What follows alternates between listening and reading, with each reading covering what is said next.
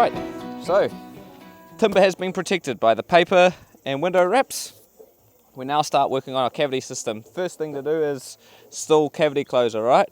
So what this is doing is closing off the cavity. You can call it vermin strip, stop the vermin from coming through into the cavity, stop bugs and shit like that. So it also allows airflow to come up and water to get out if anything hits it. So yeah, it's a pretty unique little piece of thing. Look, you can see it's got little holes here. I'm just going through installing it like this. I come to this corner, right, just hold it up and I'll put a little mark, right, and I only do this on the external corners because it's just holds it together better.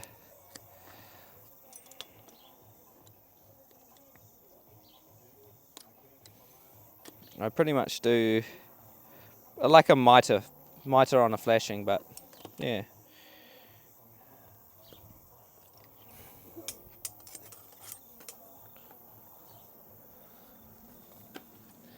So the markings sort of look like this, like that. So I'll cut down here. That's where my mark was, my original one, come down 45. What that's going to do is going to create a mitre corner.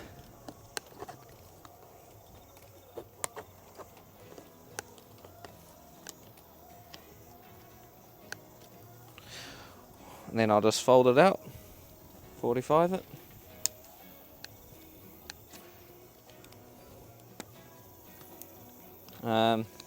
And then you can see, oh no you can't, you see that? So it's still attached at the front and it just holds together better. It doesn't have to be super sexy, no one's ever going to see it.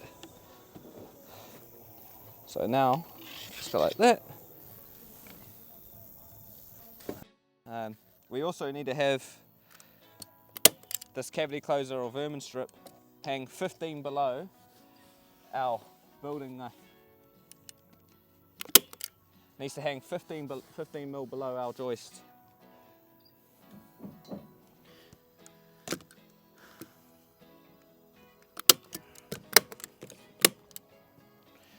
Sweet. And now, see, I'll just go like that. And mark on that side. And just repeat the process. My mark.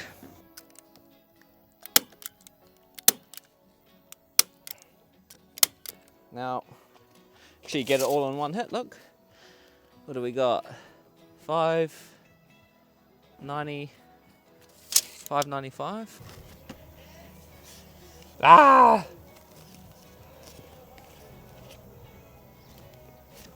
See my laser set up over there? It's lasering a freaking dead level line all the way around. The reason I've got that set up is I want to get all my sill support bars. Okay, sorry, we're doing sill supports now. All our cavity closer vermin strips on.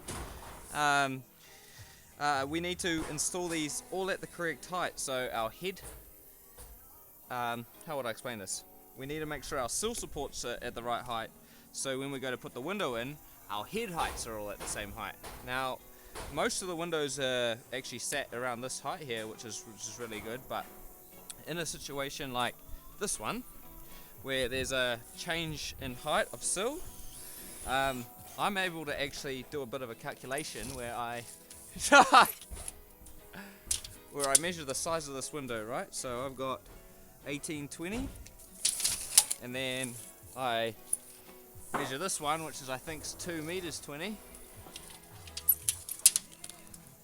Yeah, 2 meters 20. So I know that the difference of these two windows is going to be 200 mil, right?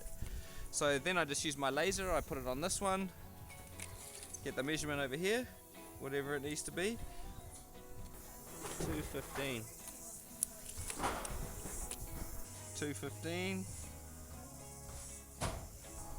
Boom.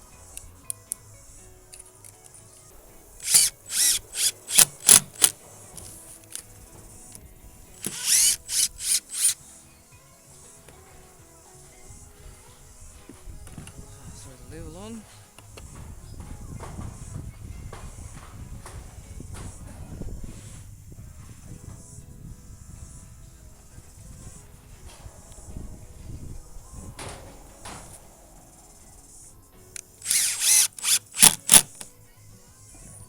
Yeah. Beautiful. Then I'll just check with the ruler. Beautiful. See, you can see what I'm doing. I'm literally just using the laser to get my heights of my sill supports, making sure they're correspondent to the size of the window opening, pretty much. And then I just go through, put this in, stainless steel panhead screw every second hole, and then that's it done.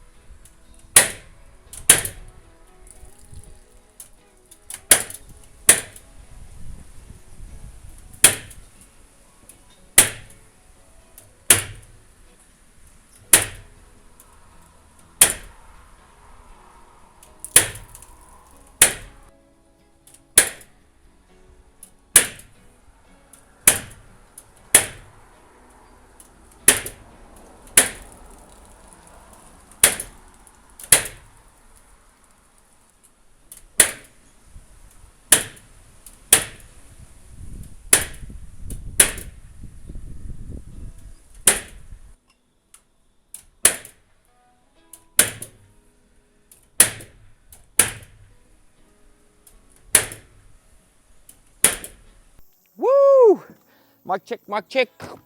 Back on site this morning, continuing to smash out these freaking cavity battens, baby. Yeah, boy. All right, so a few tips and tricks, right? On the corners, we buzz them down a little bit, rip them down 2 mil. That's going to allow for our corner flashing to go on and then our cladding to run over the top, so we've got a nice flush finish, right? That's just on the corners, not all the way along. Now we've got different types of cavity batten too. We have a castellated and then your standard. So your standard one is for any cladding that's running horizontally, which are these ones right here. You can sort of see, I don't know if you can see. And then we have a horizontal cavity batten that's for our vertical cladding. But first thing I got to do is, you can notice that I've left the 45 mil spacing along the top here. For our batten, because I need to put a top run in, a top runner. So what I'm going to do, bang this in.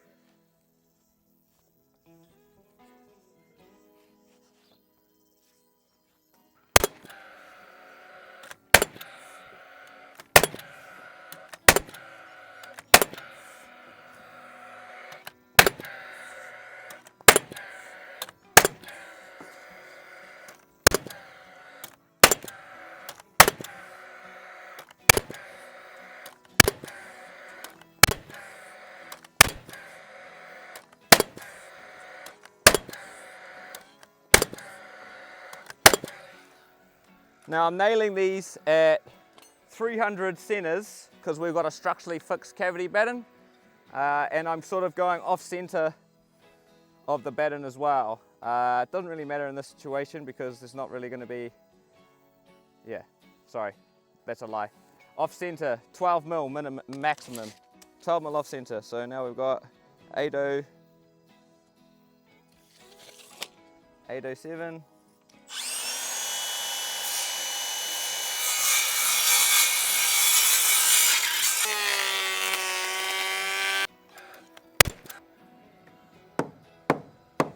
Now I'm just trying to nail back off the end, because if you nail through the end, it's going to split.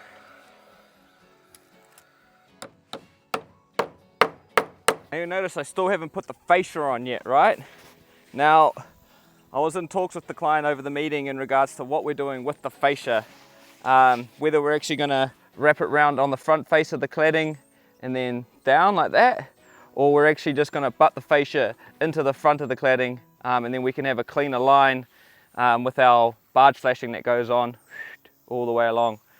And I'm pretty sure we made the decision just to have fascia running along the front and then butting into this, so now I can actually go through and put these fascias on. But for the time being, we'll just wait because I haven't actually got the fascia here. Now, of course, in a situation like this where we don't actually have our feet in yet because the fascia's not in, but we can't actually put the feet in because we've actually got a back flashing that sits underneath the feet here and then in front of the cladding. So it's a bit of a rigmarole here, backwards and forwards. So what we're going to do is, when I nail my batten on here, I'm actually going to drop it down 10 mil so I can make sure my feet can slide in and then up into that, and we can get a really good seal through there.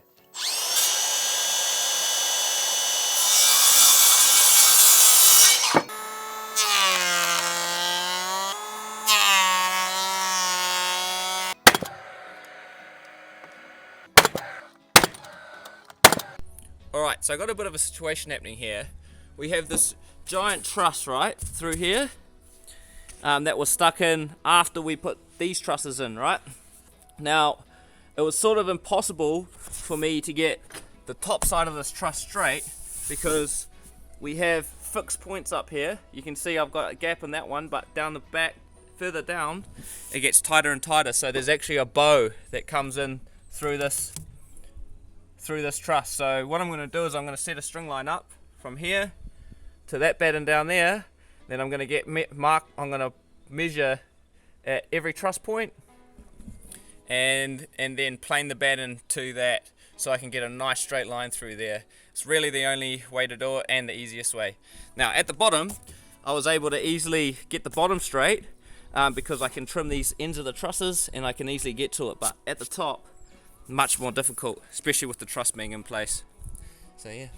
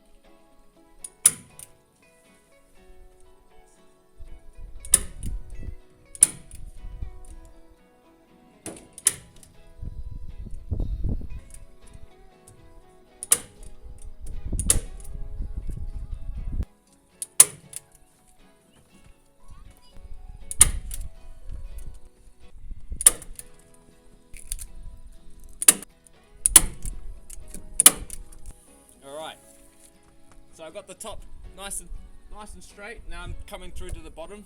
I've got to put a cavity closer on here because the cladding finishes here. We don't want any bugs getting up through, so putting a cavity closer on, and David stuffed up and accidentally cut the paper a little bit short. So what I'm going to do is I'm going to put a tape along the top here, which is going to seal from the paper to the cavity closer, which then goes down past our feet line.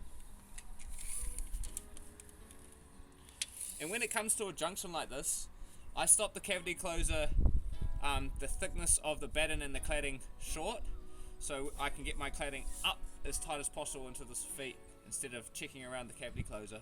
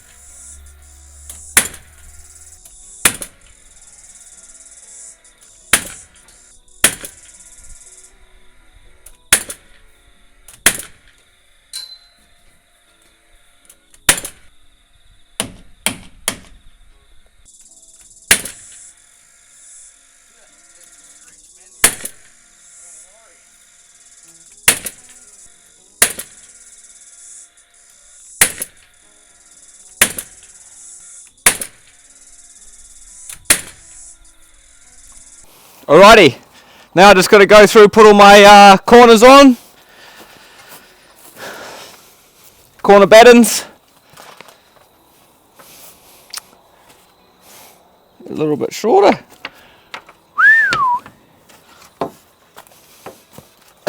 That way I can go through and fill them all in after.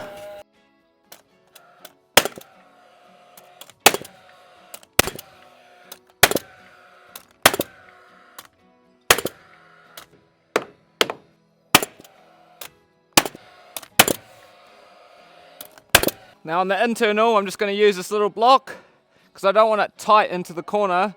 I want to leave a space in between there. So I'm going to use this 20mm block just to back it out.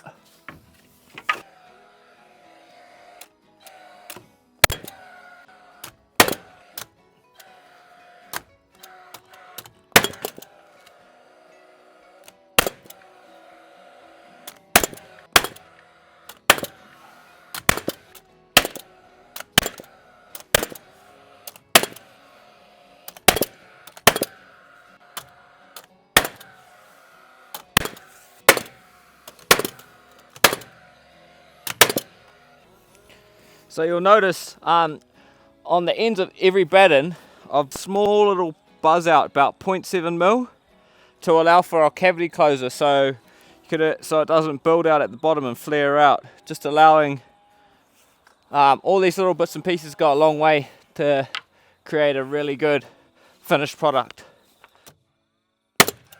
So you can see there, see that? Allow that little bit.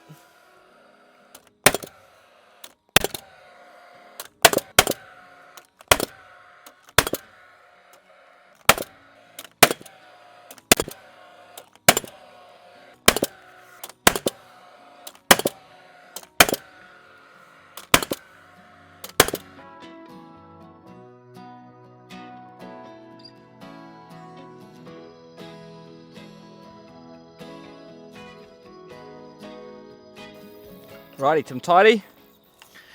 Battens time! Finally! Did all that work. So the first one I'm putting on, one that's on the closer. Now I've ripped this down the mill, again, allowances. Making sure we have allowances. Now,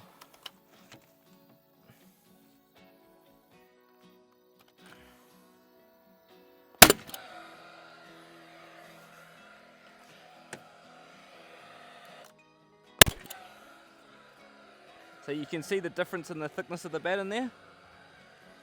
It's going to be easier for me to plane this off after than to try and get it accurate. It all depends on the thickness of our flashing too. I mean the width, sorry. Could have a 75 there, could have a 50, could have a 100, so want to try and get things perfect.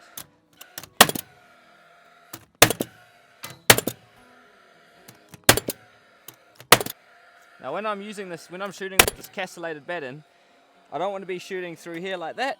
I want to be shooting through the full depth of the timber. What could happen if you don't do that is water could track down through here, through the cavity, the castellated section, and then hit the nail and track into the building.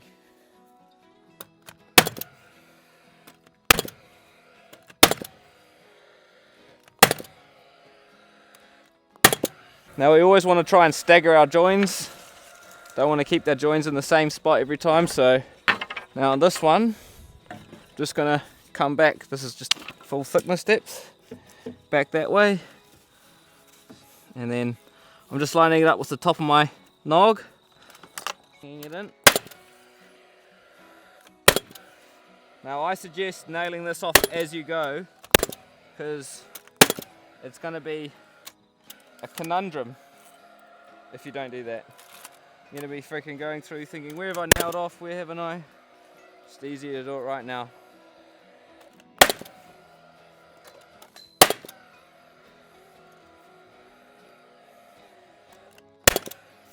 Jeez, feels all over the show to be honest, but it's alright. They have to be completely perfect. Now you'll notice through here, right? Some windows have a single batten and some have a double, and that's for the different types of cladding that are going on. The Euro style span lock comes along, then we step in, and then we've got our vertical abodo. The span knot still runs across the top, and then it goes back to the Euro style on the front face. I don't know if you can sort of see that, but Euro style along this whole front face. We sort of step in, vertical abodo, and then Euro style the rest of the way along that front face. And we also have to use a different type of batten. These two look exactly the same, right? Same castellated, but they're actually from different suppliers. This one here is for the abodo cladding. We have to use the specific castellated batten supplied by abodo to be able to guarantee our warranty. All the specific flashing systems and stuff have to come from abodo. Now with the span lock, this is a different one. It's just, you can sort of see the difference in color, and this is going to be for our span lock, Euro style span lock that goes in through here. But yeah, the reason I've got a double batten on this is for the span lock, because we've got a flashing that sits that actually spans out over, and we want a bigger fixing point for this. There's a random flashing detail that goes around the window, where here our cladding just runs through and the window pushes against the cladding, which is pretty cool. So yeah, let's just go through now. These ones on. Again, you can see double corner. This is for the transition between the Euro style span lock to our vertical abodo. And then on the internal, again, we only need a single because this is where our abodo flashing is going. So yeah. Now the quick little trick, I've actually set my gun to a specific depth, so I'm not freaking, so it's only just protruding the batten. You can imagine if I go like this, shoot in here, look how far that frickin' nail goes in, and it even splits the timber. We don't want that. We want a good hold on the timber, the nail just flush or just a little bit further in.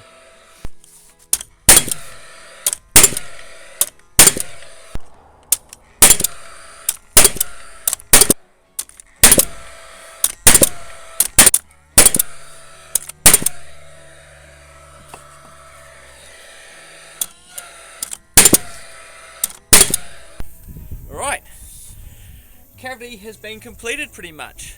Now we're just going to go through and stick our corner flashings on, giving us our extra protection in the internal and external corners.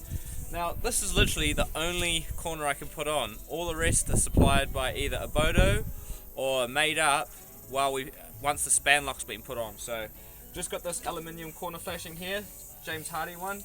And what's going to happen is it's going to give a nice discreet line, nice easy beautiful corner flashing, nice and straight, where our abodo comes through like this, and then our ply comes in and sticks into like this. Now the flashing needs to hang 50mm past the bottom plate, so that's what I've done. And now I'm just literally gonna tap it like that, and then throw a couple of nails in. I think there's a specific pattern you got to use every 600 or so. I'll have to look it up, but yeah, I'll just really want to what I'm going to do is I'm actually just going to tack it on.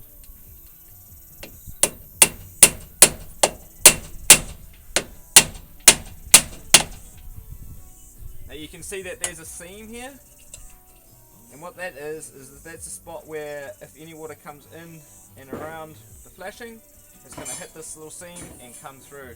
So we want to always put our nail on the outside of that.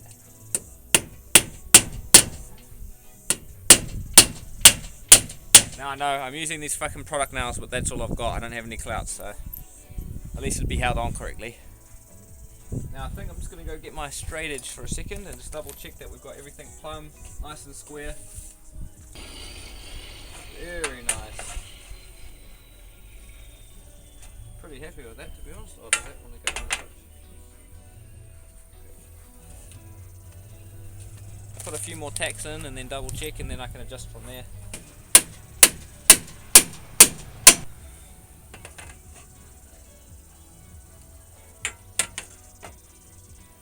Fuck yeah.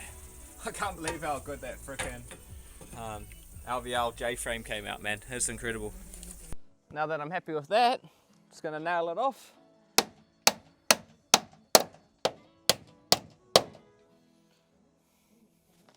And that's gonna conclude another episode of Ahipara New Build. Thank you guys for watching. Hope you guys enjoyed. Plenty of information. Oopsies, come on baby. Plenty of information about cavity wrap, cavity closers, the breathable paper, different types of castellated battens, vertical, horizontal, put battens in certain spots where we nog out, heaps of different bits and pieces going on in here, but always good to try and work systematically in a situation like this. You know, go through, do everything in one hit, like all your paper, all your tapes, all your sill supports, all your cavity closer, then go through, do your corners next to your windows. You know, it's just a thing that you want to try and always think about. What's the fastest way to do this? Appreciate everyone watching. Make sure you hit that subscribe button and for more amazing content. Don't watch me hit this last now then, come on. Wanna share a love that I love you, baby. We had a chance.